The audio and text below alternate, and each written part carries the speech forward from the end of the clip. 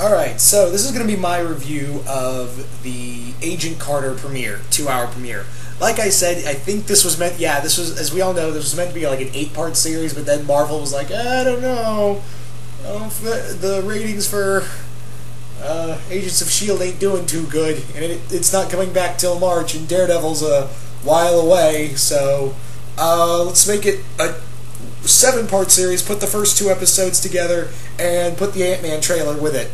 That's literally what I think the thought process over at Marvel Studios was that they were, I don't blame them either. I mean, it's nice to see it all come together, but yeah, I know this was meant to be 8 parts, but I think they just got spooked by the Agents of S.H.I.E.L.D. ratings. Albeit, Season 2's been far superior than the first season. I think it's safe to say that, they got spooked and then did all that. That's what I think. Now, having said that, I really like this. I really liked the Agent Carter 2-episode premiere. The whole story looks like it's going to be Peggy trying to figure out how to clear Howard Stark's name after some of his weapons his secret vault was broken into, and it's been all of his most dangerous weapons have been stolen, especially one that could be like an implosion bomb. That's kind of how it works. And Peggy's trying to clear his name. Meanwhile, S.H.I.E.L.D., which is called SSI at the moment, is pretty much trying to investigate and bring Stark to jail. Pretty much bring him to prison.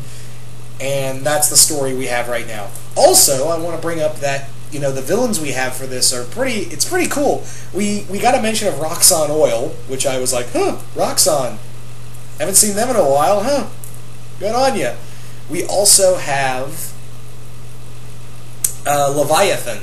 Yeah, Leviathan is going to be the major villain for this series. Again, they bring up Leviathan. I mean, I thought they would go with Hydra. I thought they would go with Hydra and kind of elaborate more into the whole, Hydra infiltrating S.H.I.E.L.D. in its early days. Maybe they'll still do that. I mean, this still has like what, 6 more parts to it?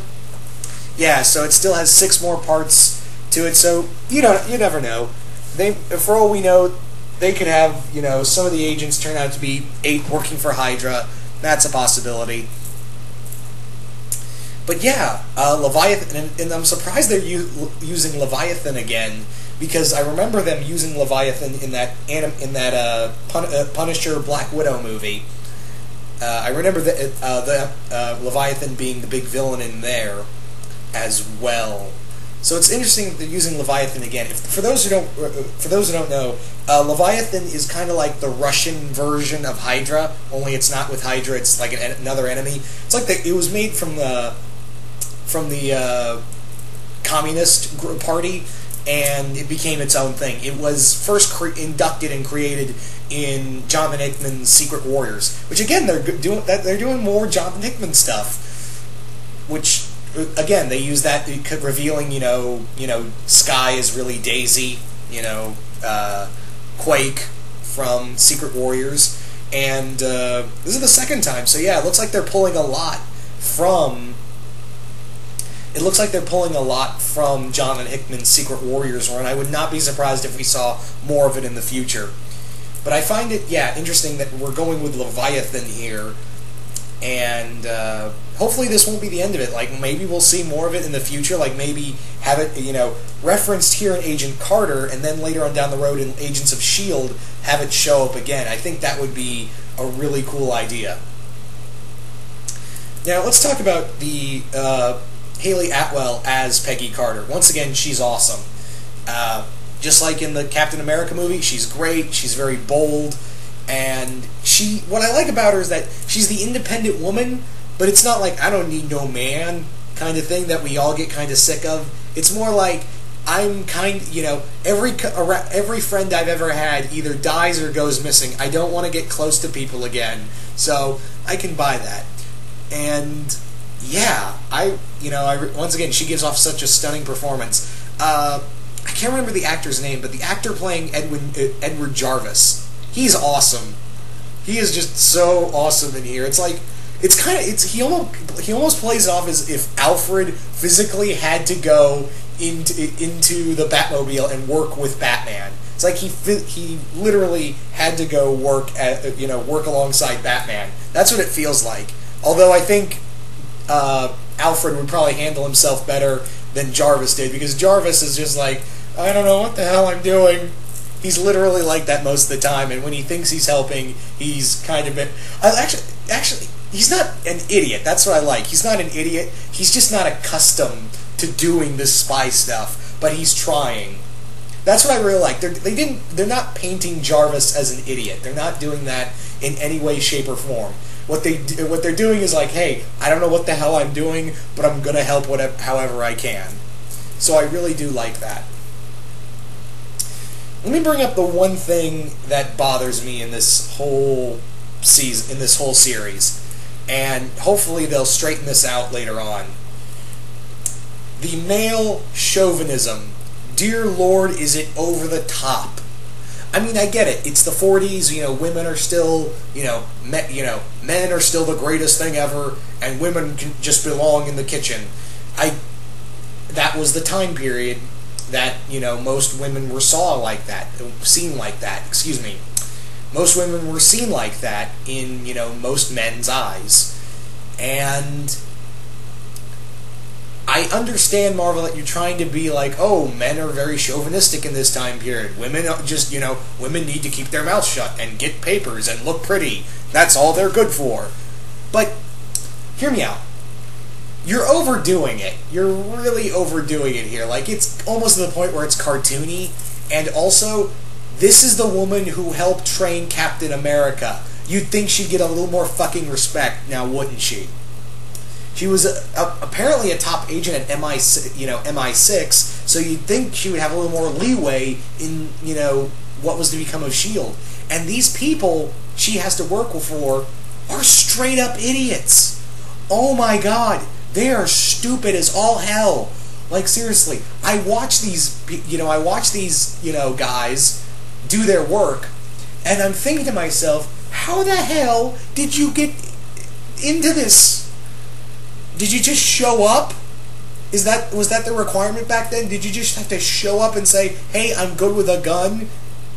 Was that it? Because seriously, what some of these guys do are straight up asinine.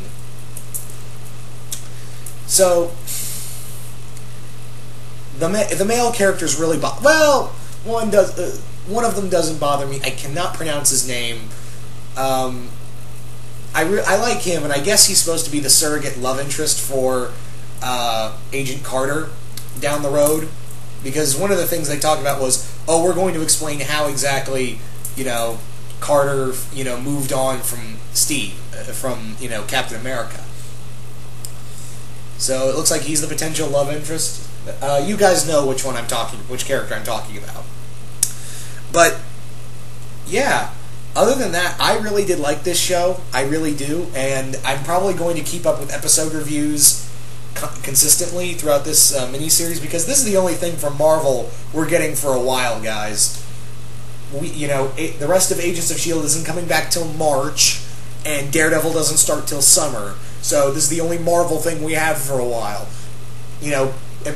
TV-wise, let me rephrase that. This is the only thing we have for Marvel TV-wise. I know we're getting 2 movies. I know that. But, I'm talking TV-wise. So, yeah, it's kind of bare bones after Agent Carter's done. And this is only a 7-part series. Technically, yeah. It's,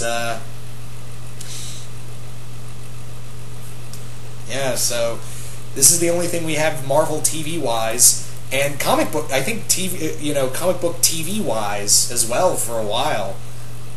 Yeah, because Flash Flash doesn't start till the 20th, and Arrow doesn't start up again until the 21st. So we have a little more wild. Actually, no.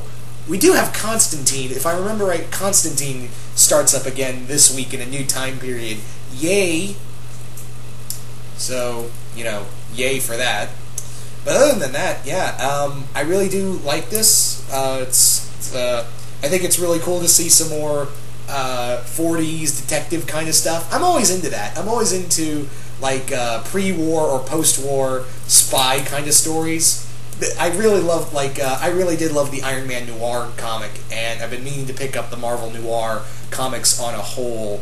So that's I'm always into this kind of shit.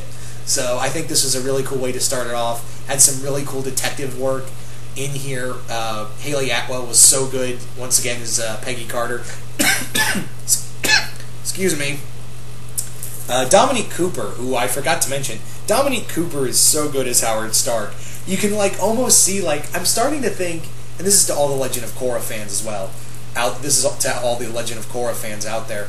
I think they based Varric's character more on Howard Stark than they did Tony, because you look at Howard Stark's character, especially in this episode, and he is almost like a human, like a live-action Varric. So I find that kind of funny. Anyway, once again, I hope you all. So you guys tell me, what did you guys think of the Agent Carter premiere? Did you guys like it? Did you guys hate it? What do you think of Leviathan being the villain, or villains, excuse me, in here? And what did you think of it on a whole? So yeah. So hope you guys enjoyed this review, and I will see you guys later.